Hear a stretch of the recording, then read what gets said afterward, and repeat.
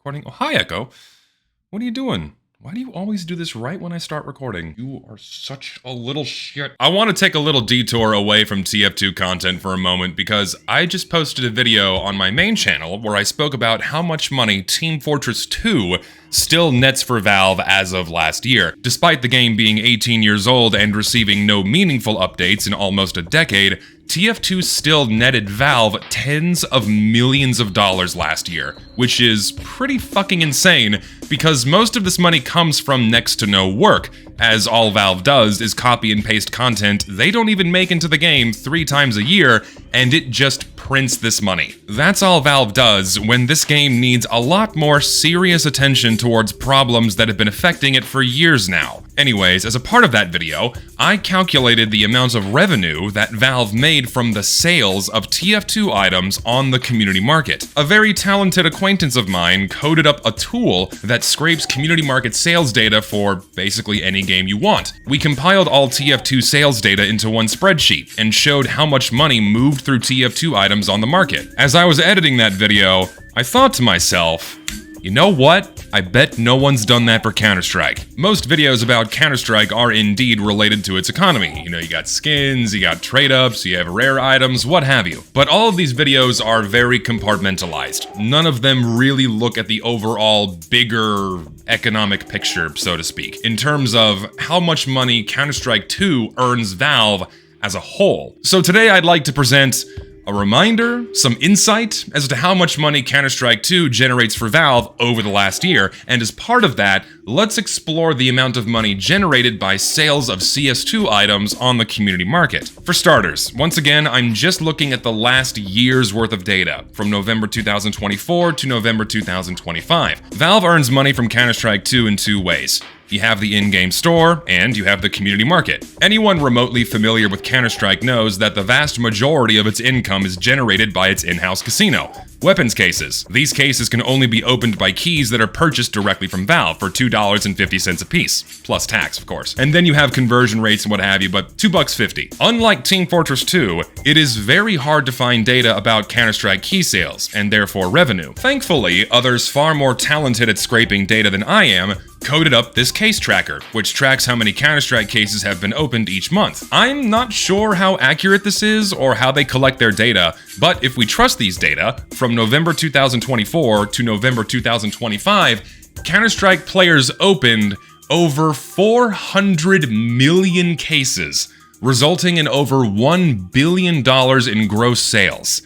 Yeah, just from key sales. Of course, not all of that money goes to Valve. A good chunk of that goes back to the people that made the skins that are in these cases. Each creator gets a cut of the gross key sales for that skin-specific case. Sadly, we don't know what those cuts are, unlike with Team Fortress 2, because Counter-Strike skin creators are a bit more tight-lipped than TF2's. Obviously, they don't want to risk the relationship they have with Valve. TF2 creators don't really give a shit because Valve doesn't give a shit about their game. But, assuming Counter-Strike is anything like Team Fortress 2, meaning, for your typical Counter-Strike case, if each creator is given, say, a 1 to 2% cut of gross key sales, as it is with Team Fortress 2, Valve walks away with like 80% of the revenue. So I think it's very safe to say that Valve walks away with the lion's share of the revenue, well over $500 million. Next, and sadly, without hard data, we do hit a bit of a dead end. We just don't have any other hard data for the rest of the items that are sold on the in-game store, like major passes, armory passes, music kits, so on and so forth. All I can offer is a completely wild guess, but if I had to come up with a conservative figure, I'd say the sales of all of these other items over the last year likely add up to another $500 million in gross revenue. But sadly, we just don't know. But taking everything into account, I think I can very confidently say that just the in-game store, keys, music kits, passes, what have you, over the last year cleared over $1 billion for Valve. I think that's very safe to say if case opening statistics are of any indication.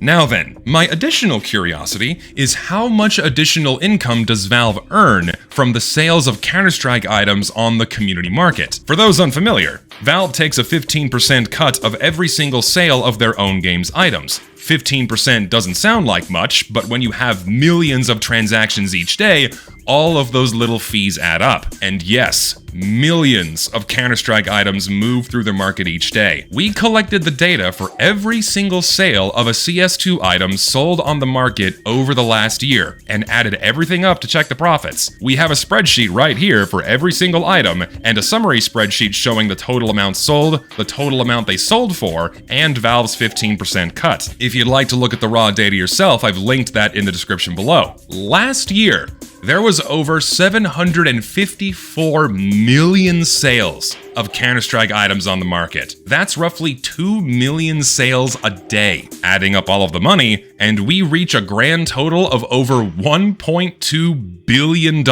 moving through the market. Taking Valve's 15% cut, and they walk away with over $166 million.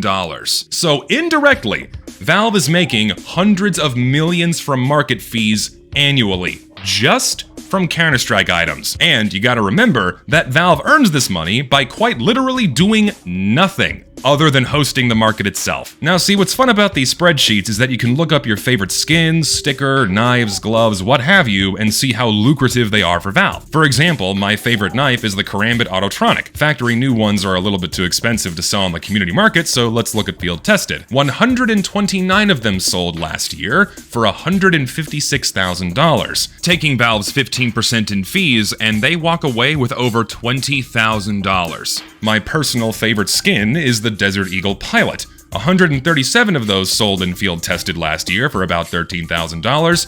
Valve's 15% in fees, they walk away with $1,700. You can also mess around with some fun questions like, how much money did Valve earn from just knives? Well, over 717,000 knives sold on the market last year for over $180 million.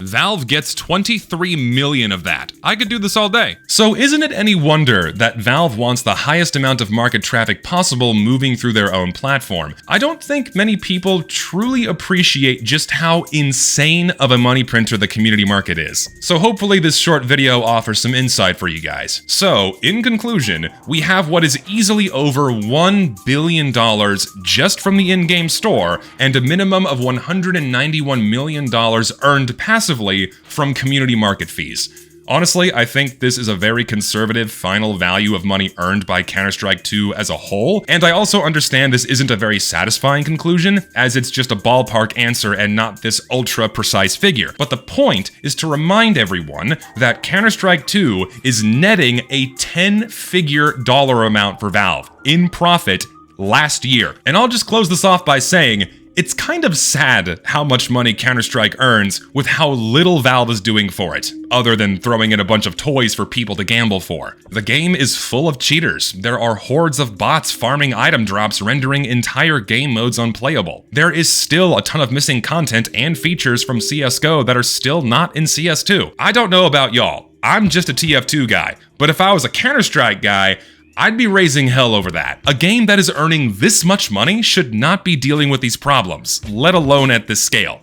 But that's just me. That's about it. I hope you guys enjoyed this video. It's a little bit of a different flavor from me because I'm mostly showing my face in my room. Yeah, with some light edits in here. It's a second channel kind of, you know, laid back video. If you liked it, let me know. Like the video, comment, subscribe, all that usual shit. And yeah, that's about it.